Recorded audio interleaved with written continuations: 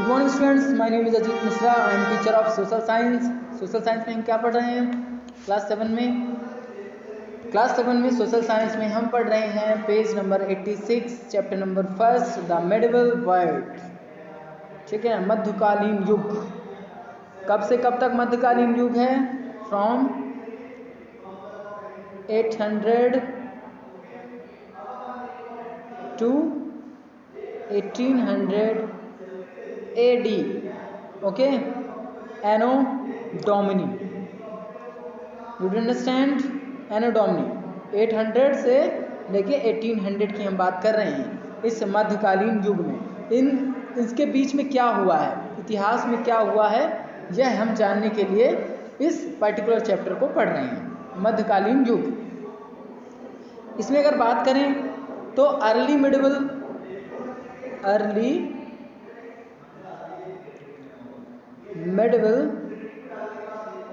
इसे मैं लिखकर भी आपको बता देता हूँ। अर्ली मेडिवल कब से स्टार्ट होता है? 800 से लेके 1300 तक, जिसमें हम किसकी बात करेंगे?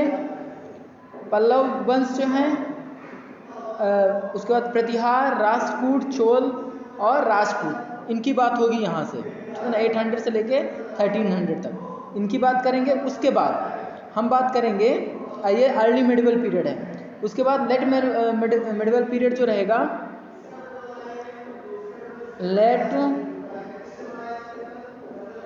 Medieval period, late medieval period की अगर बात करें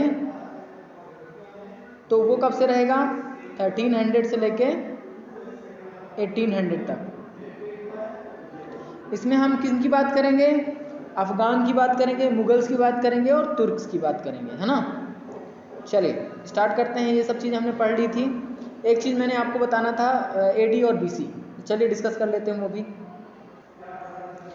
ये देखिए यहाँ पर, तो ये पार्टिकुलर जो ईयर है वो जीसस क्राइस्ट का है, ठीक है ना। जीसस क्राइस्ट का जब जन्म हुआ, ये पार्टिकुलर ईयर वो है, ठीक है ना। उसके जो पहले का समय, माफ़ी चाहूँगा, उसके बाद का समय AD या ईसवी कहते हैं इसे। हिंदी में आपसे लाइव क्लास में चर्चा हुई थी, उसमें आपने पूछा था सर ईसवी क्या होता है और ईसा पूर्व क्या होता है ना। क्योंकि हिंदी में ईसा पूर्व लिखा होता है और ईसवी लिखा हुआ होता है। तो BC बिफोर क्राइस्ट, AD एनो डोमिनी। इसमें जीसस क्राइस्ट के जो पहले का समय होता है उसे हम BC या ईसा पूर्व से डोनेट करते हैं, है ना। जैसे 500 BC, 100 BC, ये जो जीसस क्राइस्ट हुए हैं उनके पहले का जो समय है उसे हम 500 BC लिखेंगे, ठीक है ना। उनके जो बाद का समय है उसे हम AD से डोनेट करते हैं और इसे ईसवी भी कहते हैं। हिंदी में ईसवी, इंग्लिश में एनो डोमिनी और AD, ठीक है ना। कहीं कहीं आपको मिलेगा BCE, ये भी लिखा हुआ मिलेगा। इसका मतलब होता है बिफोर कॉमन इरा। इसे BC कह लीजिए या BCE कह लीजिए, सेम है, या चाहे ईसा पूर्व कह लीजिए, ये तीनों सेम होते हैं। उसके बाद, क्योंकि ये एक्सप्लेन मैं इसलिए कर रहा हूँ क्योंकि हिस्ट्री में ये कन्फ्यूज़न बच्चों को रहता है, सर BC क्या है, कहीं BC लिखा रहता है, कहीं BCE लिखा रहता है, और हिंदी में कहीं ईसा पूर्व लिखा रहता है, कहीं ईसवी लिखा रहता है, तो कन्फ्यूज़न रहता है। इसलिए मैंने सोचा कि इसी पर्टिकुलर वीडियो में मैं सब जो भी आपके कन्फ्यूज़न है उसे ख़त्म कर देता हूँ, है ना। अब बात करते हैं AD की, एनो डोमिनी की। तो जीसस क्राइस्ट के बाद का जो समय है उसे AD से डोनेट करते हैं। इसमें ईसवी इसे हिंदी में कहते हैं और AD इंग्लिश में। या आपको कहीं कहीं मिलेगा क्या? कॉमन इरा, CE भी मिलेगा कहीं कहीं। तो इसका मतलब भी यही होता है, सेम, है ना, जीसस क्राइस्ट के बाद का समय।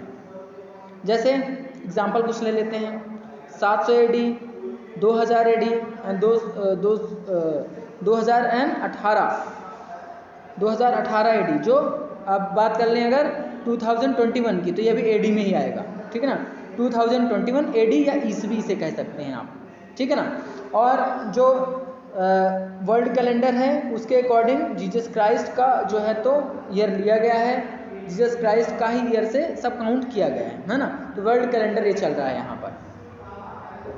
हालांकि हमारे जो लोकल कैलेंडर हैं, रीजनल कैलेंडर हैं, पार्टिकुलर किसी धर्म के कैलेंडर हैं, जैसे अगर हिंदू धर्म की बात करें तो इसमें हमारा खुद का कैलेंडर है, ठीक है ना।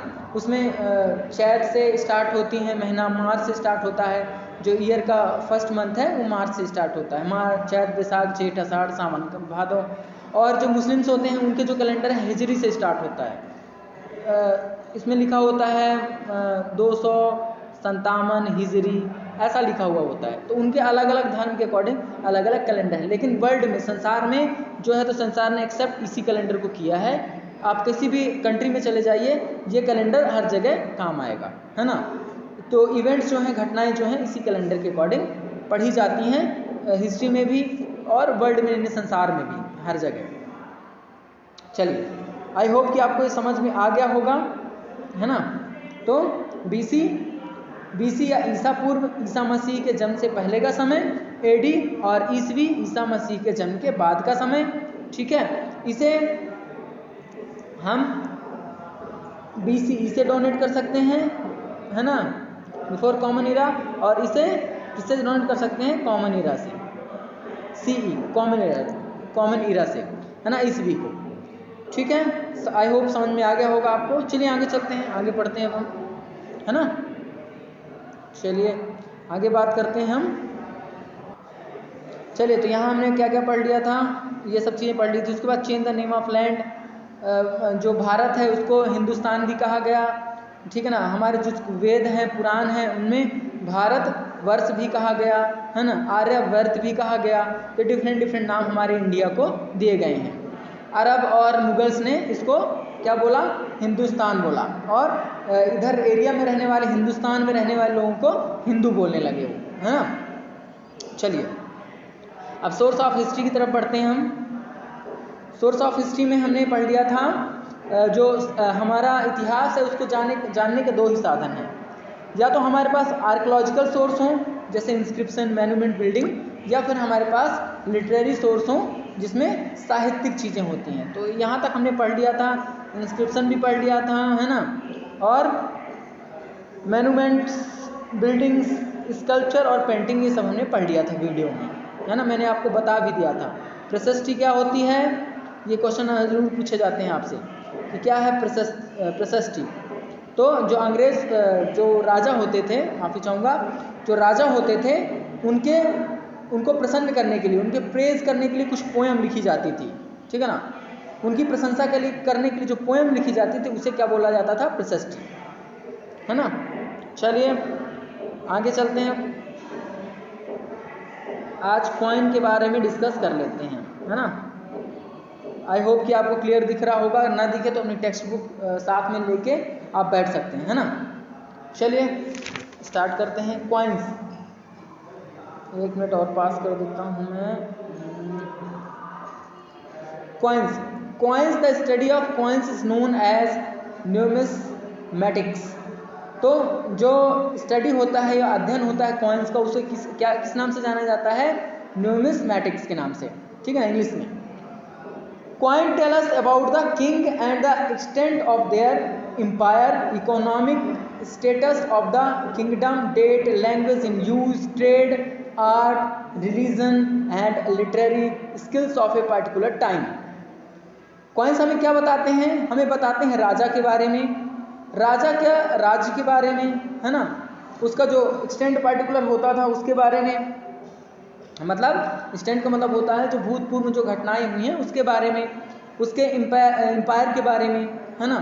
इकोनॉमिक स्टेटस क्या था किंगडम का, जो भी साम्राज्य होते थे उनका इकोनॉमिक स्टेटस क्या था, डेट्स क्या थी, लैंग्वेज क्या थी उनकी, ट्रेड, उनका व्यापार क्या था, उनके आर्ट और वहाँ पर धर्म कौन सा प्रचलित था, साथ में जो लिटरेरी स्किल्स होते थे, साहित्य होते थे, ठीक है ना, वो भी पार्टिकुलर जो चीज़ों के हैं कॉइन्स में बताते हैं। और पार्टिकुलर टाइम, सन भी लिखा रहता था राजा के बारे में, आर्ट, डेट्स और पर्टिकुलर सन भी लिखा रहता था, है ना। अगर बात करें द्वार परीक्षा, माफ़ी चाहूँगा 1 मिनट,